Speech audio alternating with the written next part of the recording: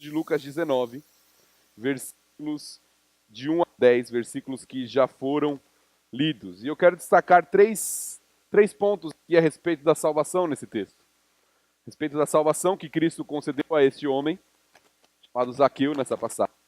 E a primeira reflexão que nós faremos, a primeira característica dessa salvação, é que ela é uma salvação impossível. Aos olhos humanos, é algo impossível o que está acontecendo aqui nos versículos de 1 a 10. E nós vamos destacar principalmente agora, em primeiro lugar, os versículos de 1 a 4. Leia comigo novamente, Lucas 19, de 1 a 4, diz assim: Entrando em Jericó, atravessava Jesus a cidade. Eis que um homem chamado Zaqueu, maioral dos publicanos e rico, procurava ver quem era Jesus, mas não podia por causa da multidão, por ser ele de pequena estatura. Então, correndo adiante, subiu a um sicômoro a fim de vê-lo, porque por ali havia de passar. Nós temos, nesse primeiro momento aqui, uma série de dificuldades, de impossibilidades de Zaqueu chegar até Jesus. Umas bem claras no texto, outras implícitas que nós vamos ver, tá bom? E temos que entender um pouquinho do contexto. A primeira delas, que você vê no texto, Zaqueu era baixinho, né? Zaqueu era bem baixinho, tinha uma multidão por onde Jesus passava, Jesus já estava bem conhecido nessa época, e ele não conseguia chegar até Jesus, porque tinha uma multidão e ele era pequenininho. Aí ele resolve subir em uma árvore, né, em um sicômoro ou uma figueira. Mas esse era o menor dos problemas de Zaqueu. As outras dificuldades que ele tinha eram muito maiores. A primeira delas está destacada no texto, no versículo 2, quando diz que ele era o maioral dos publicanos. E eu quero te situar no que isso significa, tá bom? Os publicanos, eles eram coletores de impostos.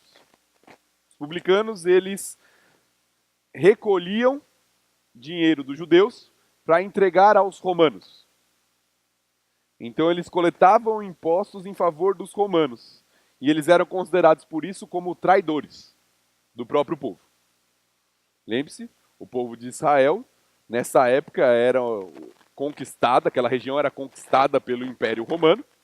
Então os romanos dominavam, mas o povo de Israel, particularmente alguns grupos mais radicais dentro do povo, nunca aceitaram isso.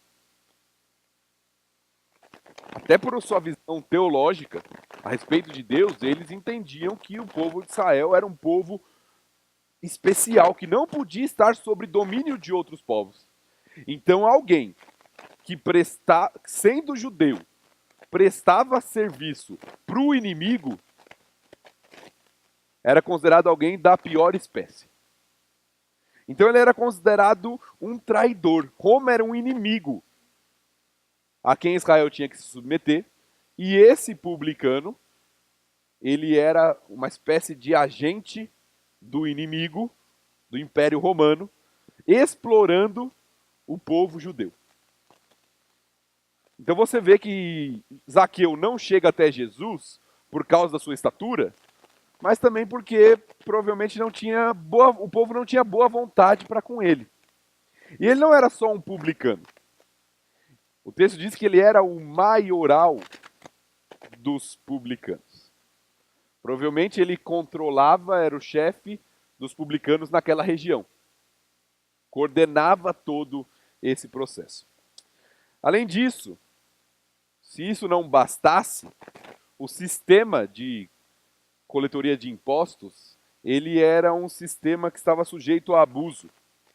E os publicanos eram conhecidos por praticarem a extorsão. Então não apenas alguém que estava trabalhando para o inimigo, mas que estava lesando o povo. Essa era a visão que o povo tinha do publicano. Que Zaqueu pertencia a esse, o maioral dos publicanos. Se você voltar um pouquinho comigo em Lucas, capítulo 3, aí mesmo nesse mesmo livro, versículo 13 nos mostra um pouquinho desta fama que era verdadeira, que ficou conhecida.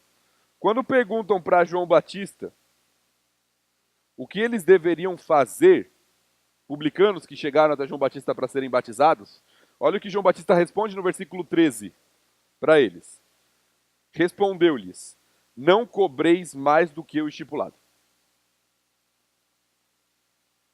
Publicanos chegam a João Batista e falam: o que a gente precisa fazer? Nós queremos ser batizados. O que nós devemos fazer agora? Não cobrem a mais do que é devido. Então já estava no pressuposto da resposta de João Batista que aqueles homens faziam isso. Era uma prática comum dos publicanos cobrarem além do devido. E até por isso o texto nos destaca que Zaqueu, o maior dos publicanos na região de Jericó, era um homem rico. Rico porque roubou do próprio povo.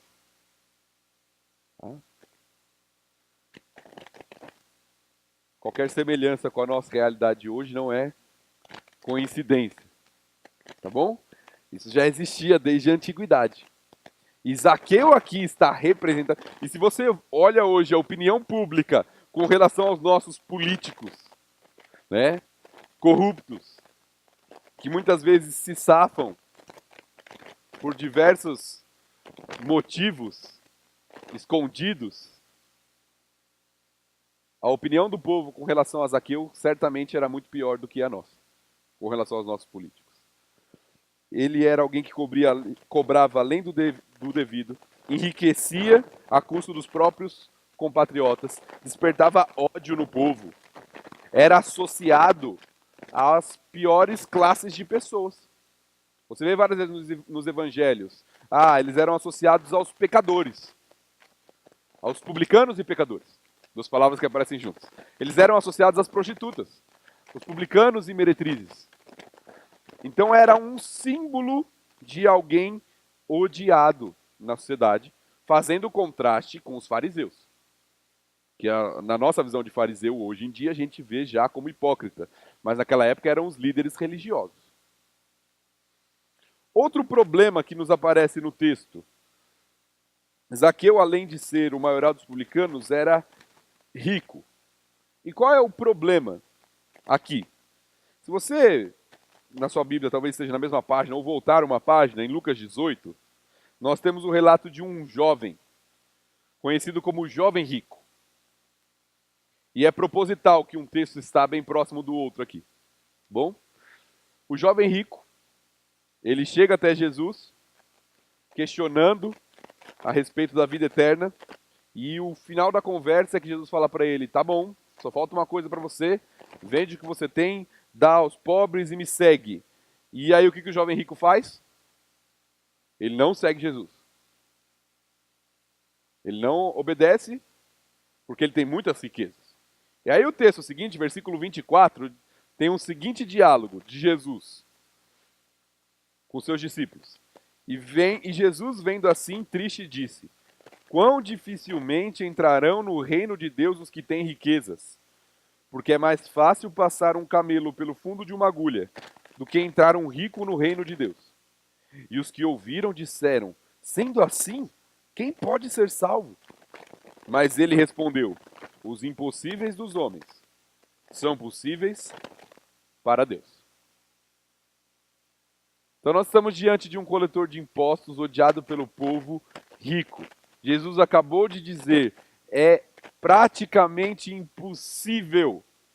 É como um camelo passar por uma agulha para o rico entrar no reino dos céus. E aí as pessoas que estão ouvindo isso, os discípulos, eles se assustam. Então quem pode ser salvo? E aí Jesus responde: somente por uma obra miraculosa, divina. Aos olhos dos homens, de fato, é impossível. Só é possível para Deus. O leitor que pega o Evangelho de Lucas e chega até a história, e está lendo pela primeira vez, chega até a história de Zaqueu, o maioral dos publicanos, e rico, o que ele pensa? Esse aí sem chance. Esse aí não tem jeito não. Jesus acabou de falar de um jovem rico que cumpria os mandamentos, que moralmente parecia alguém bom, fazia o que era certo, e ele não foi salvo. Imagine esse aí que está roubando o povo. É essa a impressão que o leitor de Lucas chega até Zaqueu. Esse não tem condição de ser salvo. Ele é baixinho, não consegue nem chegar até Jesus. A multidão não quer nem deixar ele chegar até Jesus, certamente. Ele rouba do próprio povo e ele enriquece, seu dinheiro é ilícito, inclusive às custas do povo. E para esse não tem salvação.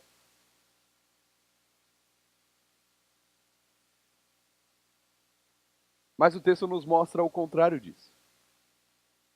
A continuidade do texto nos mostra que não importa quem somos, o que já fizemos de errado, o que é impossível aos homens é possível para Deus.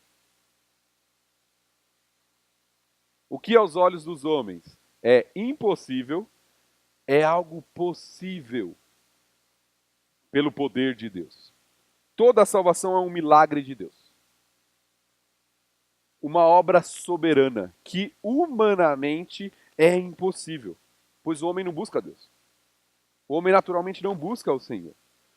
Mas é disso que esses irmãos, daqui a pouquinho, vão testemunhar aqui hoje. Que essa salvação impossível chegou até eles. Que a salvação que era impossível a qualquer um de nós se tornou possível. É isso que nós testemunharemos como igreja de Cristo nesta manhã. Testemunharemos que não somos melhores que ninguém. Que para nós a salvação também era impossível. Mas Deus fez o impossível ao nos salvar. E é isso que Ele pode fazer na vida de qualquer pessoa, se for assim da sua vontade. Não importa quem você seja. Não importa o que você já fez, o que você já passou. Basta que você creia no Senhor Jesus Cristo, se tornando um discípulo dele, que a salvação, que aos olhos de algumas pessoas ou aos seus próprios olhos parece impossível, se tornará uma realidade.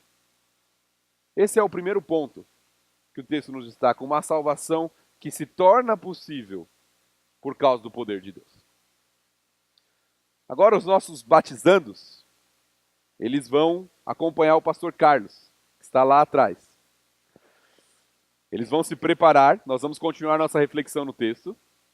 Eles vão se preparar para o momento que nós teremos depois dessa mensagem, dessa reflexão. E nós vamos continuar.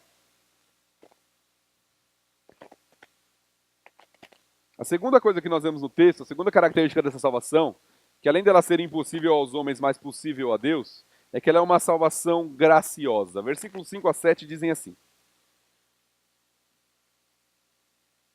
Quando Jesus chegou àquele lugar, olhando para cima, disse: Zaqueu, desce depressa, pois me convém ficar hoje em tua casa. Ele desceu a toda pressa e o recebeu com alegria. Todos que viram isso murmuravam, dizendo que ele se hospedara com um homem pecador. Graça é o favor imerecido de Deus. É a sua bondade. É a sua ação para salvar aqueles que não merecem, como Zaqueu e como qualquer um de nós. A graça de Deus é a bondade de Deus que busca o pecador que está afastado. Isso se manifesta na vida de Zaqueu. Zaqueu está em cima de uma árvore, porque ele não tem lugar entre o povo. Porque ele é de baixa estatura e o povo não quer recebê-lo. Mas Jesus o chama. Isso é muito interessante. Zaqueu não conhecia Jesus. O texto diz que ele sobe na árvore a fim de vê-lo.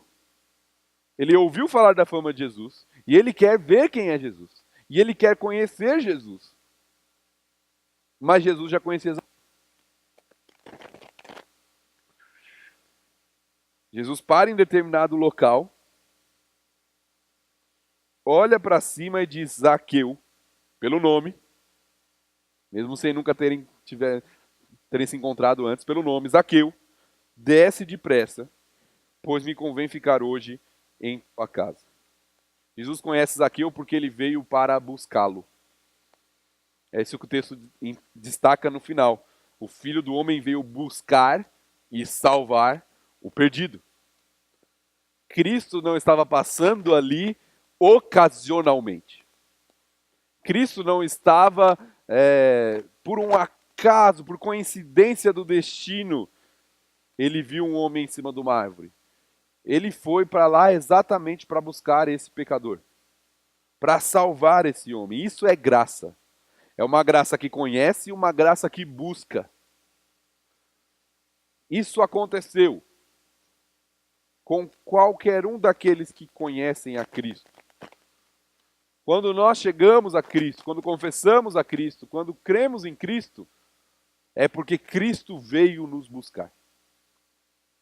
É porque Deus agiu. É porque o Espírito Santo atuou em nossa vida. E ele diz: hoje me convém ficar em sua casa. Zaqueu só queria ver Jesus. Mas agora Jesus o chama e afirma que será seu hóspede. E talvez para a nossa sociedade isso não faça muito sentido, ou não tenha tanto valor. Talvez pareça assim: nossa, Jesus está se convidando, né, para ir na casa de Zaqueu. Mas receber um mestre em uma casa era um privilégio para poucos na sociedade antiga. Era algo que muitos queriam. Mas até pela murmuração dos fariseus, você vê que poucos podiam. Eles começam a murmurar e falar: olha, está indo na casa de um pecador. Ter um hóspede especial era uma honra, não era um peso. Por isso o texto diz que ele desce depressa e recebe Jesus com alegria.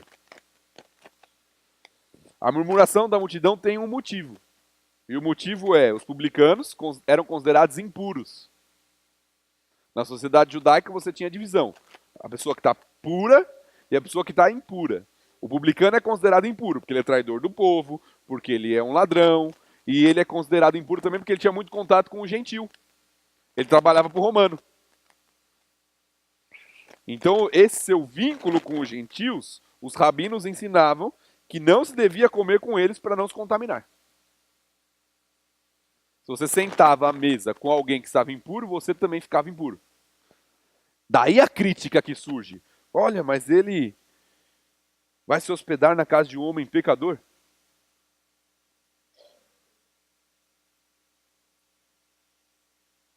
A murmuração entre o povo, por causa da visão que tinham a respeito de quem era Zaqueu, a respeito do que Jesus estava fazendo. Mas a graça de Jesus chama um homem que não o conhecia, um publicano, rico, escondido em uma árvore. E esse homem, que aos olhos da sociedade era impuro, pecador, recebe a salvação. É purificado dos seus pecados por causa de Cristo. É transformado naquele dia. A aplicação disso para a nossa vida é que a salvação de Jesus é somente por sua graça. Ele conhece cada um de nós. Ele é o Criador. Ele conhece a cada um dos que estão aqui. E Ele busca aqueles que deseja salvar por sua graça, independentemente de quem seja. Esses irmãos que estão se preparando agora lá em cima foram encontrados por Jesus. Testemunham isso publicamente. Jesus os buscou e por isso eles estarão testemunhando disso daqui a pouco. Porque eles agora possuem um relacionamento com Cristo. E nós, como igreja de Cristo, também fomos um dia encontrados. Perdidos, pecadores, afastados, mas encontrados por Jesus. E por isso nós nos alegramos com eles. Por isso esse dia é um dia especial para a igreja de Cristo. Porque nós olhamos e nos alegramos com o que eles vão fazer, mas também nós olhamos para trás e olhamos para a graça que nos alcançou. Olhamos para aquele que um dia nos buscou. E se você está aqui hoje e ainda não tem esse relacionamento com Cristo, saiba que o Senhor não apenas é poderoso para salvar a sua vida, mas também que se você está ouvindo, considerando e desejando conhecer esse Salvador, é porque talvez ele veio te buscar hoje, como fez com Zaqueu naquele dia. Porque o Senhor continua vindo buscar e salvar o perdido. Por fim, o que o texto demonstra nos últimos 3 versículos é que essa salvação não é só impossível aos olhos humanos e não é só graciosa, mas é uma salvação transformadora. É uma salvação que muda a vida, que transforma as coisas. Versículos 8 a 10 dizem o seguinte: Entre mentes, Zaqueu se levantou e disse ao Senhor: Senhor, resolvo dar aos pobres a metade dos meus bens. E se em alguma coisa tenho defraudado alguém, restituo 4 vezes mais. Então Jesus lhe disse: Hoje houve salvação nesta casa, pois que também este é filho de Abraão, porque o Filho do Homem veio buscar e salvar o perdido. O que Zaqueu está fazendo aqui? É importante nós entendermos um pouquinho do que a lei de Israel ensinava. Primeiro ele diz: resolvo dar a metade dos meus bens aos pobres. Isso faz o contraste com quem? Com o jovem rico que a gente acabou de ler, né? No capítulo 18. Esse homem, ao ser encontrado e salvo por Jesus, algo acontece. Um homem que era rico e ganancioso, que extorquia, que lucrava injustamente, que era desonesto, agora é transformado de tal forma que o que ele mais valorizava, o dinheiro, perde o seu valor. Ele dá metade do que ele tem para aqueles que precisam.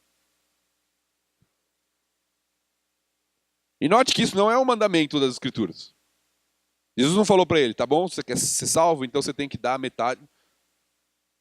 Jesus em nenhum momento toca nesse ponto com ele. Ele o faz. Porque os seus valores foram transformados. Naquele exato momento. O texto continua, diz que ele resolve restituir 4 vezes mais. A lei exigia algo. A lei do Antigo Testamento. O povo de Israel. Exigia que se alguém houvesse roubado, ele deveria devolver o que roubou e mais 20%.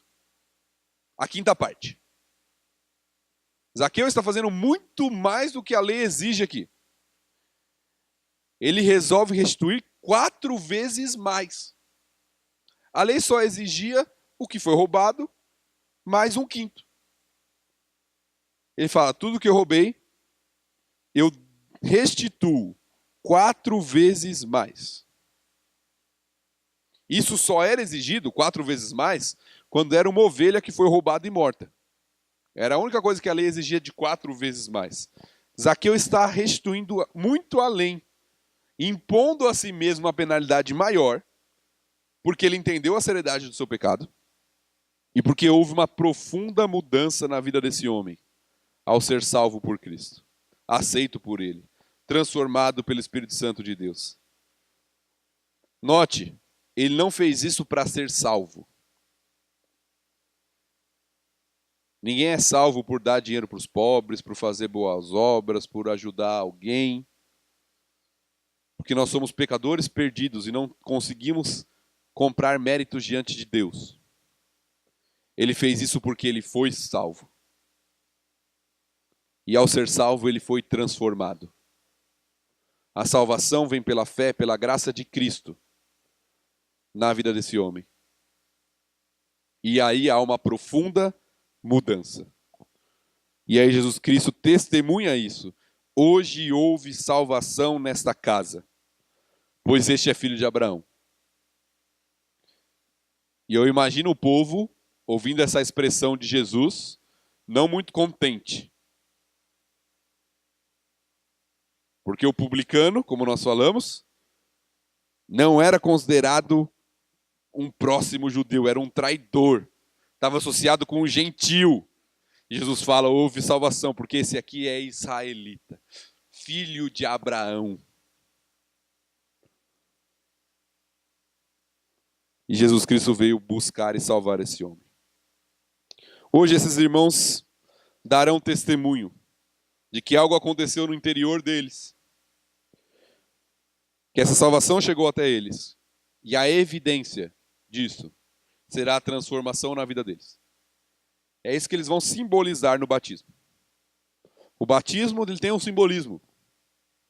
Quando eles descem as águas, eles estão simbolizando a morte para a antiga vida. Morreram para o pecado, para a vida anterior. E quando eles sobem das águas, eles estão simbolizando a nova vida, a ressurreição, para uma nova realidade, que é uma vida para o Senhor. É isso que eles vão simbolizar aqui. Por isso que eles descem as águas e sobem das águas, para indicar que essa transformação que aconteceu com Zaqueu também aconteceu na vida deles.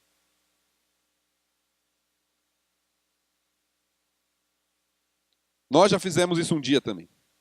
Nós que fazemos parte dessa igreja já testemunhamos publicamente. Mas o nosso testemunho deve continuar com a nossa vida, com uma vida transformada, com uma vida para o Senhor.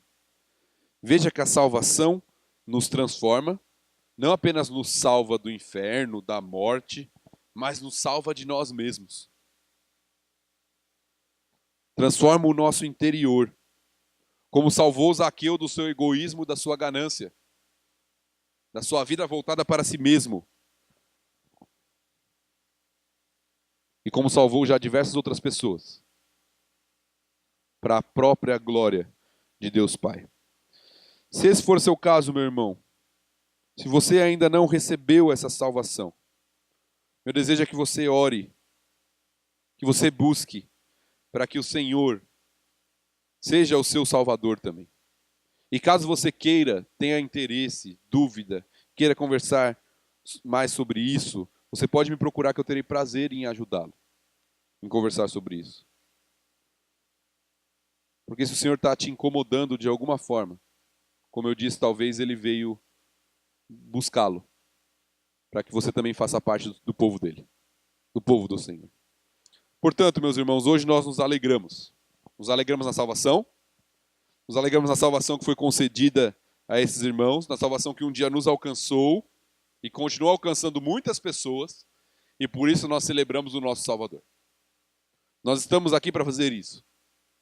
Esses irmãos são motivo de alegria para nós. Mas quando nós olhamos para eles sendo batizados, nós não estamos voltando nossas atenções para eles, mas para aquele que os salvou. Para o nosso Salvador, o Senhor Jesus Cristo. Então celebremos juntos, nos alegrando com nossos irmãos pela grande salvação que um dia também nos alcançou. Vamos orar e nós iremos para o batismo.